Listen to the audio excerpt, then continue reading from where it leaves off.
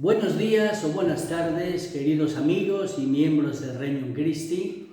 Tengo el gusto de presentaros este tema de formación que me han encargado.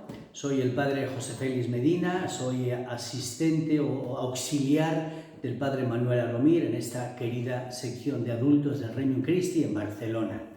Y como he visto por ahí un letrero propagandístico con una tarjeta blanca en una mano inocente que decía caridad, y hemos hecho el retiro sobre la caridad, amor a Dios y amor al prójimo, os voy a presentar algunas ideas formativas sacadas del Evangelio, del Catecismo de la Iglesia Católica y de algunos documentos de los papas sobre amor a Cristo y amor a los hombres, que es como la perla central de nuestra espiritualidad y de todo el cristianismo. Voy a estructurarlo en varios puntos y empezamos con una definición. ¿Qué es la caridad? La caridad es la virtud reina del cristianismo, que podríamos definir así. Es la virtud sobrenatural por la que amamos a Dios sobre todas las cosas y al prójimo como a nosotros mismos por amor a Dios. Y esta es la virtud del mes de noviembre, que nos toca no solo meditar en el retiro y escuchar en la grabación de esta unidad de formación, nos toca vivir.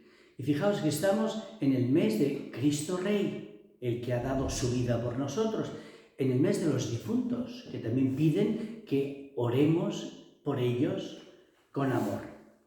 Primero, en nuestra espiritualidad, ¿qué podremos decir? En nuestros estatutos del Regnum Christi, como bien sabéis, se nos recuerda que es la virtud reina en nuestro movimiento, el número 23 de los estatutos.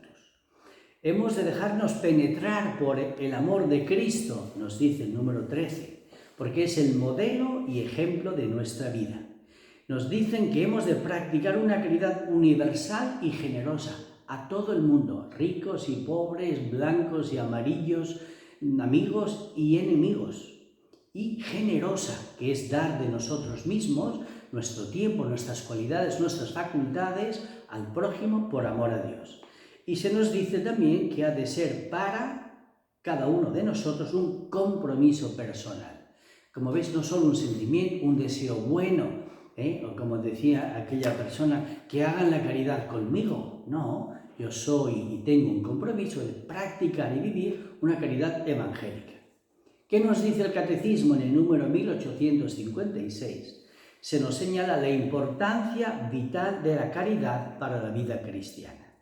En esta virtud se encuentran, dice el Catecismo, la esencia y el núcleo del cristianismo, porque es el centro de la predicación de Cristo y es el mandato más importante: amaos los unos a los otros, concluyendo que no se puede vivir la moral cristiana haciendo a un lado la caridad. ¿Qué importancia tiene esta virtud para nuestra vida cristiana, como cristianos, como amigos de Jesús y como miembros del Regnum Christi? Pues se dice en varios de nuestros números que es la virtud reina, el mandato nuevo que nos dio Cristo, por tanto, la base de nuestra espiritualidad cristiana. Y debería ser el distintivo de que somos de Cristo. Y es más, que somos del Regnum Christi, que vivimos, practicamos y sentimos con el corazón de Jesucristo. La caridad es la virtud sobrenatural por la que amamos a Dios, como hemos definido. Es la virtud por excelencia. ¿Por qué? Porque su objeto es el mismo Dios y el motivo del amor al prójimo es Él mismo, por amor a Dios. Porque su bondad intrínseca es la que nos une más a Dios, haciéndonos parte de Dios y dándonos su vida. Dirá San Juan, el gran discípulo que amó a Jesús y se consideró el discípulo amado, el que reclinó su cabeza en el costado de Jesús en la última cena, nos escribe: quien no ama no ha conocido a Dios, porque Dios es amor. La caridad es también la más importante de todas las virtudes, pero por amor a Dios. Yo puedo ser amable solo con el fin de obtener una recompensa. Te amo para que me ames, te doy para que me des. Sería un amor de conveniencia. Sin embargo, con la caridad, la amabilidad, la cortesía, el respeto, se convierten en virtudes que se practican desinteresadamente por amor a los demás. Sin caridad podemos decir que las demás virtudes sociales, humanas, etc., quedan como muertas, como huecas, porque falta el contenido de Cristo y de la gracia de Dios. La caridad tampoco termina con la vida terrena, porque en la vida eterna viviremos continuamente la caridad, nos estaremos amando permanentemente. Y San Pablo nos lo menciona en la primera carta a los Corintios, capítulo 13. Y dice, es la más grande de las 3 virtudes teologales. Podremos tener fe, podemos tener esperanza, que son virtudes que desaparecen en la vida eterna, porque ya veremos y tendremos lo que hemos deseado, pero la caridad no, permanece. Y es caridad, amor mutuo, con Dios a nosotros, de nosotros a Dios y con el prójimo que nos rodea y con el que queremos vivir eternamente en el cielo.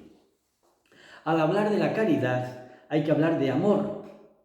El amor no es un sentimiento bonito, como a veces pensamos. No es una carga romántica con la que vamos por la vida. El amor es buscar el bien del otro. Y eso es la característica más importante del amor cristiano. El bien del otro sobre mi bien. Y por eso el sacrificio, la entrega, la generosidad y lo máximo, el martirio y la entrega. Hay 2 tipos de amor, nos dicen los teólogos. El amor desinteresado, que es de benevolencia. Yo me intereso por el otro, no por mí. Deseo hacer el bien del otro, aunque no proporcione ningún beneficio, porque se desea lo mejor para el otro. Y el amor interesado, de ese conocemos mucho, por desgracia. A veces le damos la preferencia en nuestra vida. Amar al otro por los beneficios que esperamos obtener. Dinero, bien, cariño, cercanía, seguridad, etc. ¿Qué es, pues, la caridad? La caridad es más que el amor. El amor, podemos decir, es natural, familiar, afectivo, de amistad. La caridad es sobrenatural, es más allá. Algo del mundo divino, es un don que se nos concede como semilla en el bautismo. Desde el bautismo tenemos los dones sobrenaturales, la fe, la esperanza y la caridad, incluso los dones del Espíritu Santo, pero en semilla, que hay que desarrollar y crecer hasta que alcancen la plenitud de la virtud. La caridad es un don de Dios, es amar como Dios, no con la perfección que Él ama, pero sí al estilo como Él ama. Y el primero de los mandamientos es este, amar a Dios sobre todas las cosas, porque es el bien máximo, el bien supremo, y es el que nos da pues más recompensa, más amor. Aquí tenemos el amor desinteresado y también se nos permite el amor interesado, porque Dios nos va a dar todo lo que necesitemos. Este tipo de amor, caridad, es el más grande y puede ser de 3 tipos. Un amor apreciativo, que es cuando la inteligencia comprende que Dios es el máximo bien, el bien supremo. Lo entendemos, lo aceptamos por la voluntad y con la razón. Lo aprecio, es un amor apreciativo. Luego hay un amor sensible, que lo siento en mi corazón, no siempre se da, pero se disfruta mucho. Y luego hay un amor efectivo, cuando demostramos con acciones y obras lo que hemos apreciado o sentido con la mente y con el corazón. Para que sea verdadero amor, subrayo, es necesario que sea apreciativo, mente y voluntad, y efectivo, aunque no sea sensible. Muchas veces no se siente, pero se sabe que se tiene que amar y uno tiene la conciencia y el deber de que tengo que amar, aunque no me amen, aunque no lo sienta. ¿Cuántos pecados hay contra el amor a Dios? ¿Se puede pecar contra el amor a Dios? Pues sí. El odio a Dios, que todos sabemos que es el pecado de Satanás y de los demonios, y se manifiestan las blasfemias, las maldiciones, los sacrilegios. Y a veces también los hombres podemos cometerlos. Es una desgracia personal y es una ofensa grave a Dios. La pereza espiritual, sí. también es un pecado contra el amor a Dios, porque es cuando el hombre no le encuentra el gusto a las cosas de Dios, es más, las considera aburridas y tristes. ¿Cuántas veces, no? El orar es pesado, la misa me da palo, como dicen los jóvenes, esto me cuesta mucho, la oración es como chupar una piedra y no saco nada. Claro, porque amas poco, porque amas poco. La pereza espiritual se nos da en la tibieza, la frivolidad, la superficialidad, y de este modo se va cayendo progresivamente en la acedia o acedía, que ya me disgustan las cosas de Dios. Y claro, ese desamor conduce siempre a otros pecados más graves. Luego también está, como pecado contra Dios, el amor desordenado a las criaturas. Sí, hay que amar a las criaturas, la creación, los árboles, los pájaros, los animales, tantos temas hermosos, pero de modo ordenado. El desorden es lo que nos hace poner a la criatura por encima del Creador. Personas, animales, cosas, mis idolillos, a los que yo rindo culto e incienso mentalmente o afectivamente de vez en cuando. ¿Qué es el amor desordenado? Cuando se anteponen a Dios y a su voluntad personas, cosas o mi ego, al que amo muchas veces sobre todas las cosas, excluyendo y ninguneando el amor de Dios. Es un pecado grave porque pierdo la caridad. Y en cualquier otro pecado grave también pierdo la caridad porque ofendo a Dios. Vamos a hablar ahora del amor al prójimo. El amor al prójimo es parte de la virtud de la caridad que nos hace buscar el bien de los demás por amor a Dios. Es importante, por amor a Dios. No estamos hablando de filantropía, humanitarismo, compasión, por amor a Dios, que es lo que le hace que la virtud humana sea elevada y sea beneficiada desde lo alto por el don sobrenatural. ¿Cuáles son las características del amor al prójimo, de la caridad con el prójimo? Como nos señala Jesús en el Evangelio y como él practica. Cura al ciego, cura a la suegra de Pedro, bendice a los niños, está siempre, diríamos, en salida para hacer el bien y consolar, perdonar, curar a los hombres. Características del amor al prójimo. Primero, sobrenatural, porque se ama a Cristo en el prójimo. Por su dignidad especial, como hijo de Dios, aunque este prójimo me sea antipático, no me caiga bien, sea un pordiosero, incluso sea alguien que me ha criticado. El amor al prójimo ha de ser universal, que comprende a todos los hombres, porque son criaturas de Dios, como Cristo, que amó incluso a los pecadores, a los que le escupían y le asesinaban, amó, perdonó, y dio la vida también por ellos. ¿Recordáis? Los ladrones, los verdugos, los romanos y sobre todo aquellos fariseos que tanto le hacían la vida imposible a Jesús, a los que él llegó también a decir y a amonestar, también los amó, también los perdonó y también dio su vida por ellos. El amor al prójimo ha de ser ordenado. Esto completa lo que os decía antes, es decir, se debe amar más al que está más cerca o al que lo necesite más, orden o prioridad, porque a veces es muy fácil amar a los negritos de Uganda, a los que yo no veo, ¿no? Pero amar al prójimo, mi esposa, mi esposo, mi hijo, la señora de servicio, el que barre en mi calle, ese es el más cercano. Y se ama más al esposo o esposa que al hermano o hermana, al hijo enfermo antes y más que a los demás hijos. Y por último, el amor al prójimo ha de ser interno y externo. O sea, puede ser, para que sea auténtico, tiene que abarcar todos los aspectos, pensamiento, palabra y obra. En el yo confieso mis pecados de pensamiento, palabra, obra y omisión.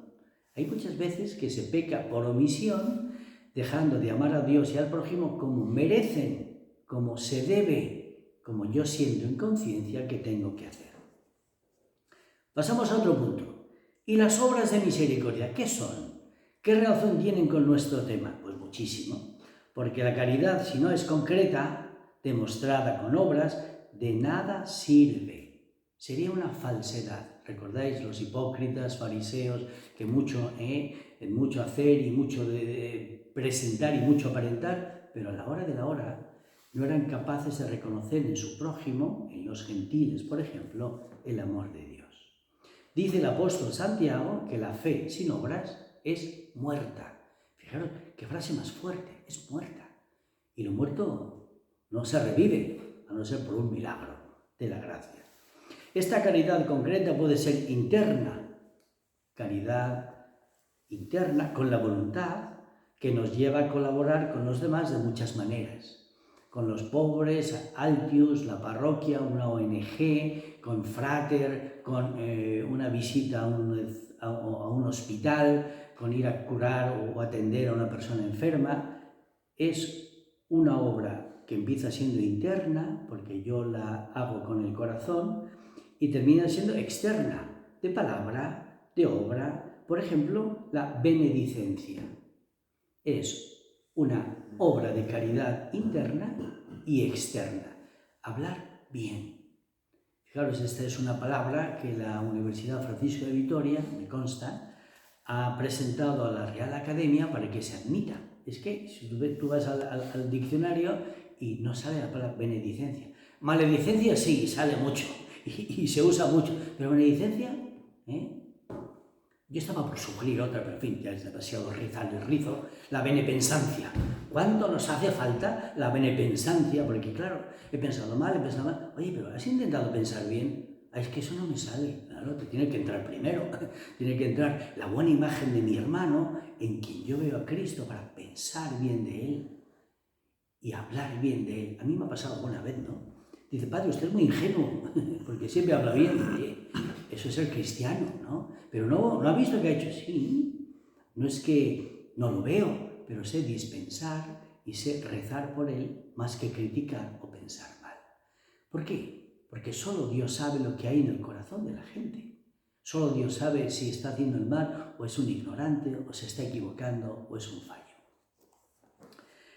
La caridad de obra es la que muestran las obras de misericordia.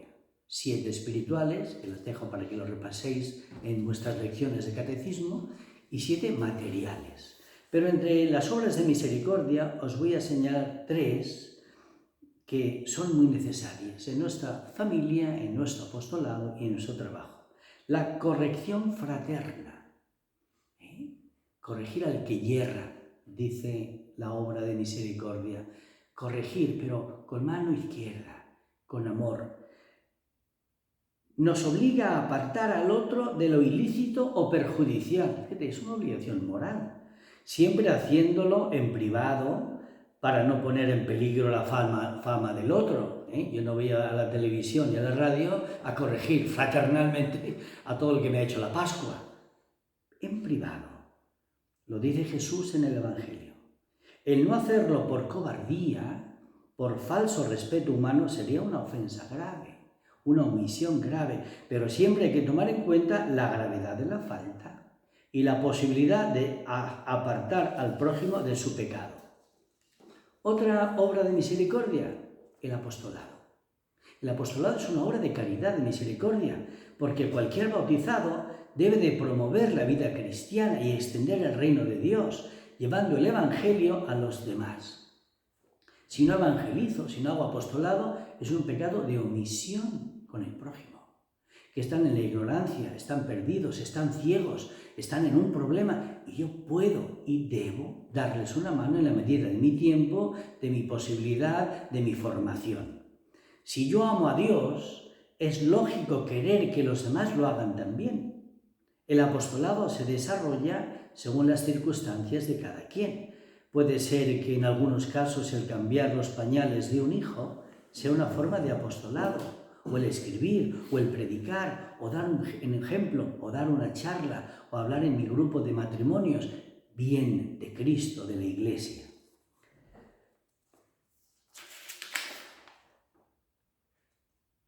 Y tercero, la oración. La oración es una obra externa de misericordia y que promueve el amor al prójimo. Dice, orar por los fieles y difuntos, obra de misericordia. Y orar es buscar el bien y pedir al Señor que influya en la vida, las almas del purgatorio, y hay unas indulgencias que se ganan, las personas que están enfermas, las personas de mi ambiente, las personas por las que yo pido, y pido por las vocaciones en la iglesia, y pido porque se convierten las personas, y por los que están en un retiro de Maús, o por los que han ido de peregrinación, o yo que estoy en un sitio de peregrinación, pido por las personas para que esa gracia que cae sobre mí recaiga también sobre ellos. La causa y el fin de la caridad está en Dios, no en la filantropía. La caridad tiene que ser siempre desinteresada, como hemos dicho. Y terminamos. ¿Hay pecados contra el amor al prójimo? Claro que sí. Hay pecados, por ejemplo, vamos a empezar los más gordos, ¿no? El odio. ¡Ay, el odio! Es desearle el mal al prójimo, aunque sea pequeñito, pero hay odio grande y odio pequeño. Odiar, no, pero este que me ha fastidiado me las va a pagar. Bien, odio, venganza, ya sea porque es nuestro enemigo, es un odio de enemistad, o porque no nos cae simpático. Y ese odio se llama antipatía, pero no solo sentida, también practicada. La antipatía natural no es pecado, salvo cuando la fomentamos, es decir, que es voluntaria, y la manifestamos en acciones concretas. La maldición es otro pecado contra el prójimo. Maldición o insulto, a veces serio, porque expresamos el deseo de un mal para el otro y nace de la ira o del odio, ¿no? Esa expresión que sale a veces en la literatura, un mal rayo te parta, ¿no? Que dicen... aunque sea una expresión un poco jocosa, a veces deseamos el mal, o lo pensamos, a este que le caiga algo, ¿no? Es un pecado contra el amor al prójimo. La envidia, que es un pecado capital, entristecerse o enojarse por el bien que le sucede al otro, o alegrarse por el mal del prójimo. Es un pecado capital porque de él se derivan otros muchos. Los chismes, el Papa Francisco habla mucho de la chismografía, o las murmuraciones, el odio, los resentimientos, esos sentimientos negativos que a veces, porque estamos mal, los vertimos al prójimo y todos tienen la culpa. Mi padre, mi esposo, mi abuelo, mi tal, mi profesor, todo tiene la culpa. Pero es que yo estoy mal, yo he hecho algo mal. Mi conciencia me dice que hay que dar la vuelta y convertirme y no despotricar contra el pobre prójimo que no tiene nada que ver y al revés, le quiere ayudar. Otro pecado es el escándalo de acción, de palabra o de omisión que lleva al prójimo a una ocasión del pecado. Escándalo por nuestro modo de ser, de vestir, de comportarnos, de actuar. Y puede ser directo cuando la intención es hacer que el otro peque, o indirecto cuando no hay la intención, pero de todos modos se lleva al otro al pecado. Y otro pecado contra el prójimo es la cooperación en un acto malo, que es participar en el pecado de otro. El alcohol, el aborto, los malos consejos, practicar una acción ilegal, sobornar a alguien, todo es una cooperación en un acto malo. Aunque solo sea material, no, yo nada más le di el cuchillo, pero fue el que se lo clavó al ser. Pues es una cooperación material o formal en un acto malo que también hay que evitar a toda costa. Y por fin, otros últimos pecados así más pequeños, altercados, riñas, vandalismo, destruir algo, ¿no? Ahora les dan por destruir el material urbano, ¿no? Pues nada, eso es un mal contra el prójimo. No olvidemos que es mucho más importante la parte activa de esta virtud, no el pecado contra, sino hacer cosas concretas, hacer, porque seremos juzgados al final de la vida, Mateo 25, porque hemos dado de comer, hemos dado de beber, hemos hospedado, hemos abierto el corazón, hemos hecho obras buenas, o al revés. Y cuando te vi sediento y hambriento y en cárcel y no lo hice, pues cuando no lo hiciste, pecado de omisión, con estos pequeños no lo hiciste conmigo. Termino sugiriendo 2 o 3 lecturas. Lumen Gentium 42, del Vaticano II, preciosa lectura. Apostolicam Actuositatem 3 y 8 y Gaudium et Spes número 38. Si además leéis de Benedicto XVI, Deus Caritas Est, o del Papa Francisco, Fratelli Tutti, sacaréis un sobresaliente en la vida y en el amor a Dios. Que Dios os bendiga.